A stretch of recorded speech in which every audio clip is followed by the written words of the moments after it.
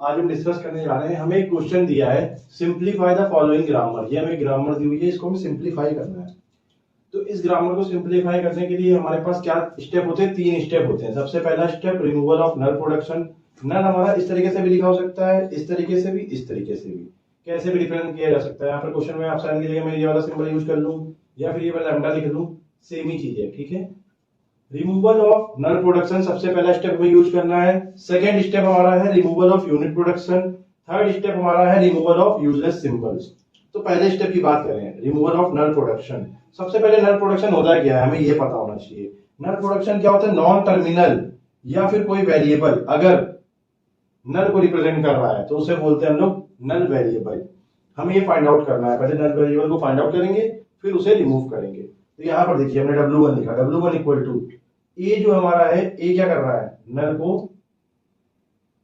Represent कर रहा है या प्रोड्यूस कर रहा है। तो ए हमारा नलेबल वेरिएबल है, पहला जो डायरेक्ट हो रहा है, तो मैंने ए को लिख दिया। उसके बाद इस ए की वैल्यू कहीं और पुट करने पे क्या कोई और नल में मिलेगा? अगर यहाँ पर पुट करूं नल नहीं मिलेगा, यहाँ पुट करूं नल नहीं मिलेगा, कहीं पर मुझे नल नहीं मिल रहा है। मतलब W2 पे लिखेंगे, W2 इक्वल टू जो पुरानी वैल्यू थी वो लिखी यूनियन, कोई और नल मिल रहा है हमें इनडायरेक्ट वे में? नहीं मिल रहा, तो यहाँ पे हमने लिख दिया 5।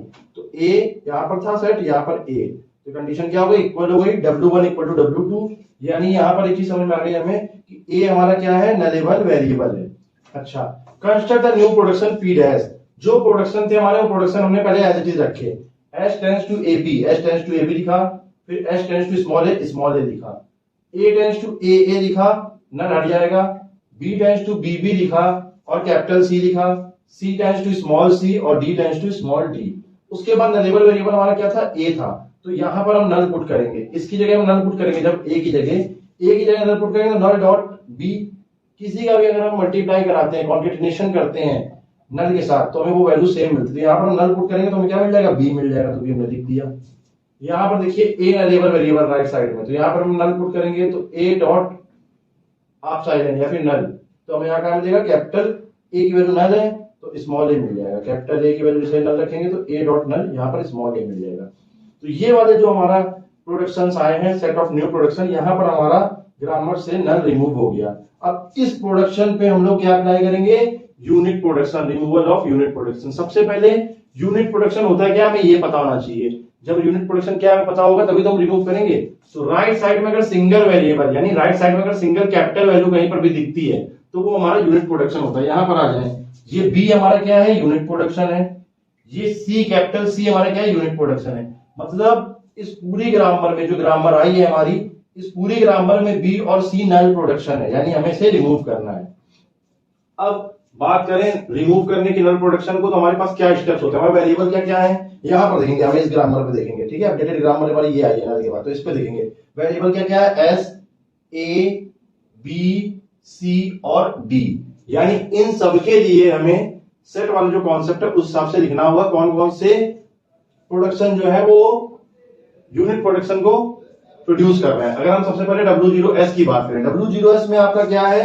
W0S सबसे पहले तो खुद जाएगा S, उसके बाद हम लोग W1S लिखेंगे। S क्या किसी यूनिट प्रोडक्शन को प्रोड्यूस कर रहा है? हाँ, S B यूनिट प्रोडक्शन को प्रोड्यूस कर रहा है, तो हमने यूनियन में B लिख दिया, तो S B आ जाएगा। फिर अब B को चेक करेंगे, S को चेक कर दिया, B को चेक करेंगे, क्या B किसी यूनिट प्रोडक्शन प्रोड्यूस कर रहा है? B हाँ C को प्रोड्यूस कर रहा है। तो नेक्स्ट स्टेप पे W2S equal to S B पुराना था यूनियन C, तो S B C, ये हमारा आ गया W2। फिर W3 की अगर हम बात करें तो हमने S को चेक कर दिया, B को चेक कर दिया, अब C को चेक करेंगे। कैपिटल C के कोई यूनिट प्रोडक्शन प्रोड्यूस कर रहा है? नहीं, कैपिटल C टर्मिनल को रिप्रेजेंट कर रहा है, ठीक है। तो हमने क्या किया? यहाँ पर 5 लिख दिया। W3 हमने निकाला S B C यूनियन 5, तो S B C, ये हमें मिल गया क्या? ये दोनों वैल्यू सेम हो गई, यानी W2S इक्वल टू W3S। यानी जैसे ही दोनों कंडीशन सेम हो जाएंगी तो वहां पर हमें स्टॉप कर देना है। ये कैपिटल C है, ठीक है। W0A सेम ऐसे हम A के ऊपर निकालेंगे, B के ऊपर निकालेंगे, C के ऊपर निकालेंगे और D के ऊपर निकालेंगे। W0A की अगर हम बात करें, W0A रिफ्लेक्सिव प्रॉपर्टी के तहत A आएगा। W1A, A क्या कोई यूनिट प्रोडक्शन प्रोड्यूस कर रहा है? Unit production means right side में कैपिटल वैल्यू नहीं है कहीं पर, तो W1A equal to A union 5A, ये दोनों वैल्यू सेम आ गई, यानी W0A इक्वल टू W1A आ गया। नेक्स्ट स्टेप हम B पे करेंगे। अब W0B, तो सबसे पहले रिफ्लेक्सिव प्रॉपर्टी के साथ B प्रोडक्शन खुद आ जाएगा। उसके बाद W1B जब निकालेंगे, W1B कैसे निकालेंगे? पुराना प्रोडक्शन B यूनियन, बी क्या कोई यूनिट प्रोडक्शन प्रोड्यूस कर रहा है? हाँ, बी सी को प्रोड्यूस कर रहा है, तो हमने यहाँ पर कैपिटल सी लिख दिया, यानी बी कॉमा सी। अब बी तो हमने चेक कर दिया, हम कैपिटल सी को चेक करेंगे। कैपिटल सी किसी यूनिट प्रोडक्शन प्रोड्यूस कर रहा है? नहीं कर रहा है, तो W2B equal to B comma C union 5, B comma C आ जाएगा। तो बी कॉमा सी यहाँ पर, बी कॉमा सी यहाँ पर, यानी और कोई एक्स्ट्रा यूनिट प्रोडक्शन नहीं प्रोड्यूस हो रहा है, यानी W1B इक्वल टू W2B, ये कंडीशन सेटिस्फाई हो गई, यानी ये बी स्टॉप हो जाएगा। अब सी की बात करें तो सी पे W0C इक्वल टू सी, सी का किसी यूनिट प्रोडक्शन प्रोड्यूस कर रहा है? नहीं कर रहा है, तो W1C इक्वल टू सी पुराना जो था यूनियन 5 कुछ प्रोड्यूस नहीं कर रहा है यूनिट प्रोडक्शन नया, तो सी, ये दोनों सेम कंडीशन पे आ गए, तो यानी W0C इक्वल टू W1C, यहीं पर सी स्टॉप हो जाएगा। फिर W0D, डी की बात करें तो W0D equal to D, W1D आपका डी यही आ जाएगा, और यूनियन, क्या डी किसी यूनिट प्रोडक्शन प्रोड्यूस कर रहा है? नहीं कर रहा, तो डी यूनियन 5 कैपिटल डी आ जाएगा, तो W0D इक्वल टू W1D आ गया। यहां पर डी को स्टॉप कर देंगे। अब set of new production rule P dash लिखने हैं फिर से, तो क्या करेंगे, जो हमारी ग्रामर थी उसे हमें एज इट इज लिखना है। S tends to A B ऐसे ही लिख दीजिए, स्मॉल ए ऐसे ही लिख दीजिए, यूनिट प्रोडक्शन छोड़ के बाकी सब मैंने यहाँ पर एज इट इज लिख दिया। S tends to A B और small A tends to A और small A, B tends to B B, C tends to small C, D tends to small D, ये सब चीजें हमने लिख दी। अब यूनिट प्रोडक्शन हमारा क्या था? बी था और सी था, इसको रिप्लेस करना है, इस बी को रिप्लेस करेंगे, तो बी पे हम चले गए, बी पे चले गए, तो बी पे क्या है? बी का यूनिट प्रोडक्शन क्या है? सी है, इधर आ जाएंगे, बी यूनिट प्रोडक्शन सी को प्रोड्यूस कर रहा है, सी किसको प्रोड्यूस कर रहा है? स्मॉल सी को, तो हमने यहां पर क्या वैल्यू पुट कर दी? Small C. और एक बात हमें और ध्यान रखनी है, हमें कोई प्रोडक्शन मिस नहीं करना है। बी की अगर हम बात करें तो बी क्या है? बीबी को भी प्रोड्यूस कर रहा था, तो बीबी और मेंशन होगा यहाँ पर। मींस आप समझिए एक बात, S tends to A B और ए तो पहले ही आ जाएगा, इस बी की जगह में वैल्यू पुट करनी है, तो बी की जगह हम क्या वैल्यू पुट कर सकते हैं? बीबी और कैपिटल सी, बीबी तो एल लिख दिया हमने यहाँ पर, और कैपिटल सी क्या है? बी का यूनिट प्रोडक्शन सी है, बी का यूनिट प्रोडक्शन सी है, और सी की वैल्यू क्या है? स्मॉल सी, तो स्मॉल सी आ गया, यानी एस की जगह आ जाएगा ए बी और स्मॉल ए और स्मॉल बी कैपिटल बी और सी। फिर हम बात करें ए की, तो ए में कोई यूनिट प्रोडक्शन था नहीं, उसे एज इट इज लिख दिया। बी की बात करें तो बी में बीबी वैल्यू एज इट इज लिख दी, सी यूनिट प्रोडक्शन था, सी पे गए, सी यूनिट प्रोडक्शन है, सी किसको प्रोड्यूस कर रहा है? सी स्मॉल सी को प्रोड्यूस कर रहा है, तो स्मॉल सी आ गया यहाँ पर। यहाँ पर क्या आ गया? स्मॉल सी, और यहाँ पर हमारा ये बी आया है और स्मॉल सी आया है, यूनिट प्रोडक्शन को रिमूव करने के बाद बाकी वैल्यू मैंने एज इट इज लिख दी। तो इस ग्रामर से हम लोग ने पहला स्टेप कर लिया रिमूवल ऑफ नल प्रोडक्शन, दूसरा स्टेप कर दिया रिमूवल ऑफ यूनिट प्रोडक्शन। अब थर्ड स्टेप हमारा है रिमूवल ऑफ यूजलेस सिंबल।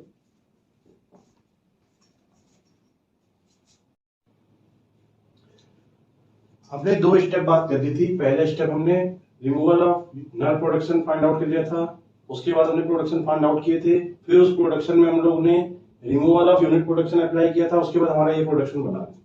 इसके बाद स्टेप 3 की अगर हम बात करें तो यहाँ पर हम लोग करेंगे removal of useless symbols.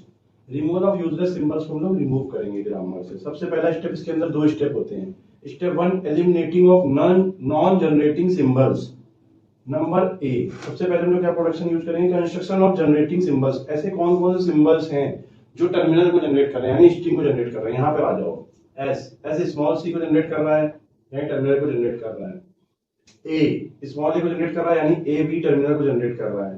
B small C को जनरेट कर रहा है, यानी बी बी स्मॉल सी को जनरेट कर रहा है, मतलब बी बी आपका जो बी वेरिएबल है वो टर्मिनल को रिप्रेजेंट कर रहा है, सी भी टर्मिनल को रिप्रेजेंट कर रहा है, डी भी ऐसे ही टर्मिनल को रिप्रेजेंट कर रहा है। तो W0 equal to S A B C D, जितने भी हैं सभी टर्मिनल्स को रिप्रेजेंट कर रहे हैं, यानी सभी क्या कर रहे हैं? स्ट्रिंग को जनरेट कर रहे हैं, वो हमने लिख दिया। उसके बाद W1 में इसके अलावा कोई और है क्या? इसके अलावा कोई और नहीं है जो स्ट्रिंग को जनरेट कर रहा हो, सभी आ गए। तो यूनियन 5, यहाँ पर क्या आ गया? W1 S A B C D, तो W0 इक्वल टू W1 आके यहाँ पर हम रुक जाएंगे। प्रोडक्शन रूल लिख देंगे, जो प्रोडक्शन रूल थे एज इट इज यहाँ पर दिख जाएंगे, क्योंकि सबका यूज हो रहा है, क्योंकि सभी यूजफुल निकल के आ रहे हैं। पहला स्टेप ये हो गया, हम लोग क्या करते हैं? डिराइबिलिटी चेक करते हैं, तो हमने यहाँ पर डिराइबिलिटी चेक कर ली, मतलब ऐसे कौन कौन से वेरिएबल हैं जो स्ट्रिंग को जनरेट कर रहे हैं, सभी वेरिएबल हैं। फिर step 2 elimination of unreachable symbol, जो भी रीचेबल सिंबल नहीं है, अनरीचेबल है, स्टार्टिंग ग्रामर से जो हमारा स्टार्ट सिंबल है उससे जो भी अनरीचेबल है उनको हम लोग रिमूव करेंगे इस स्टेप पे। तो आ जाते हैं, देखते हैं। सबसे पहले W0, सबसे पहले S की बात होगी तो S आ जाएगा। S से कौन कौन से ऐसे वेरिएबल या नॉन टर्मिनल हैं जो रीचेबल हैं? तो S से A रीचेबल है, S से B रीचेबल है, तो यहाँ पर आ जाइए S से क्या रीचेबल है? A और B, तो यहाँ पर S के बाद हमने A, B लिख दिया, तो इनका यूनियन किया, तो S A B। उसके W2 निकालेंगे। W2 कैसे निकालेंगे? SAB जो पुराना था वो यूनियन AB और S, कोई टर्मिनल जनरेट कर रहा है क्या? AB टर्मिनल जनरेट कर रहे हैं, ABC, तो हमने लिख दिया ABC, ये आ गया SAB W3 ऐसे ही निकालेंगे। तो इसके अलावा कोई और है क्या जो जनरेट हो रहा है? नहीं हो रहा है, तो यूनियन 5, तो ये दोनों स्टेप सेम आ रहे हैं, यानी W2 इक्वल टू W3 आ गए, यहाँ रुक जाएंगे।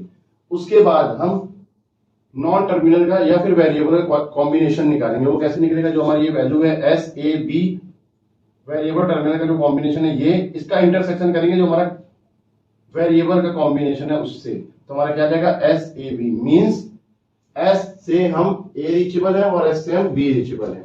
इसका मतलब ये हो गया। अब G की अगर बात करें तो ग्रामर हमारी क्या होगी? ग्रामर होती है हमारी G equal to VSTP। V means variable, variable यहाँ पर क्या क्या है? SAB। T मींस टर्मिनल, यहाँ पर टर्मिनल क्या है? Small a small b small c। और हमारा S मींस क्या है? Start symbol. और P क्या है? Production rule. तो यहाँ पर नया प्रोडक्शन रूल बनेगा, तो यहाँ पर P डैश लिख दिया हमने। इसके बाद हम यहाँ पर लिखेंगे construction of new production P dash.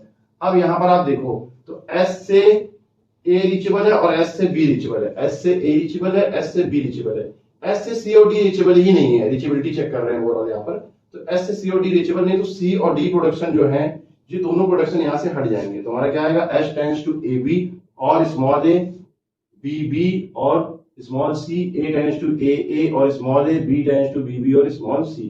C और D दोनों प्रोडक्शन यहाँ पर हट जाएंगे, क्योंकि स्टार्टिंग सिंबल से, स्टार्टिंग जो हमारी स्टेट है या स्टार्टिंग ग्रामर जो है S से C और D रीचेबल नहीं है, मतलब जा नहीं सकते हम S से, तो दोनों क्या है? अनरीचेबल है। तो इस स्टेप पे C और D हट जाएंगे। ये हमारा फाइनल आंसर है।